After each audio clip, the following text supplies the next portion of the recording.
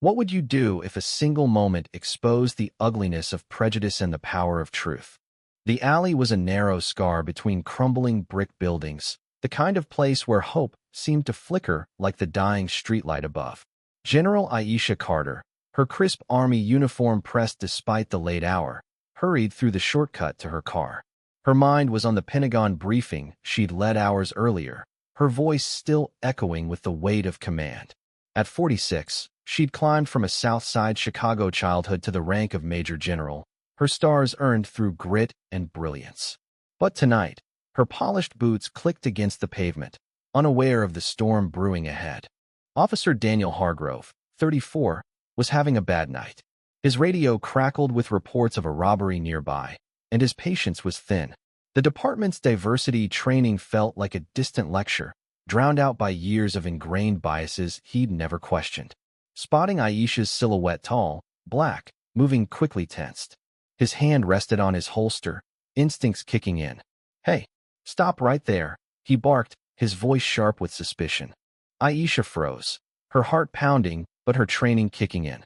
She turned slowly, hands raised, her general's insignia glinting faintly under the streetlight. "I'm complying, officer," she said, her voice steady but laced with the exhaustion of a woman who'd faced this script before. Hargrove, squinting through the dusk, saw only a threat. "On the ground now," he shouted, drawing his gun, its barrel a cold accusation. The air thickened with tension.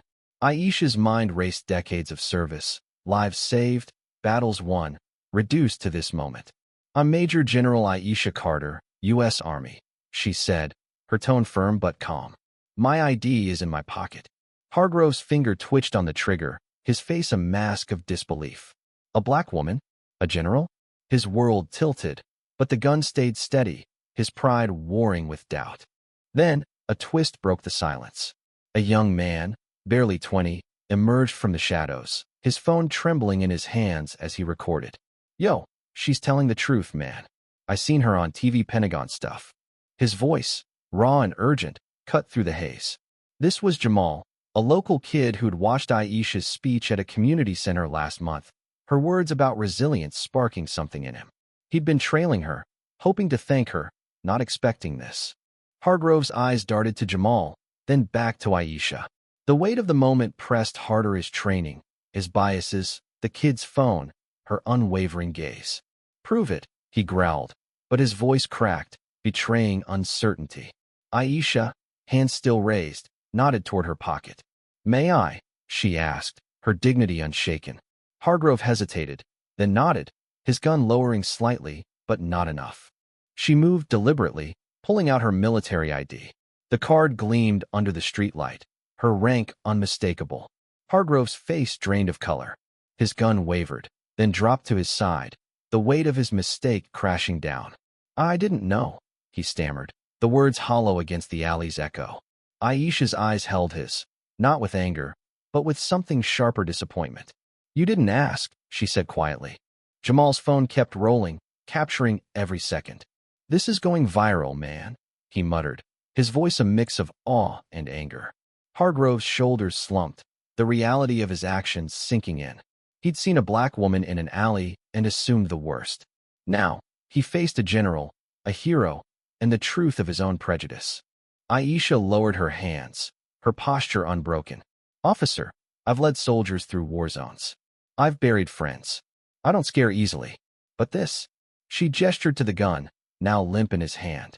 "This is a failure off judgment, of humanity." Her words weren't loud, but they carried the weight of command, each syllable a mirror to Hargrove's soul. He wanted to speak, to defend himself, but the words choked in his throat.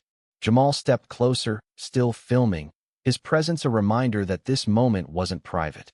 "You gonna apologize?" he pressed, his voice raw. Hargrove's jaw tightened, pride and shame colliding. "I'm sorry," he managed, the words barely audible.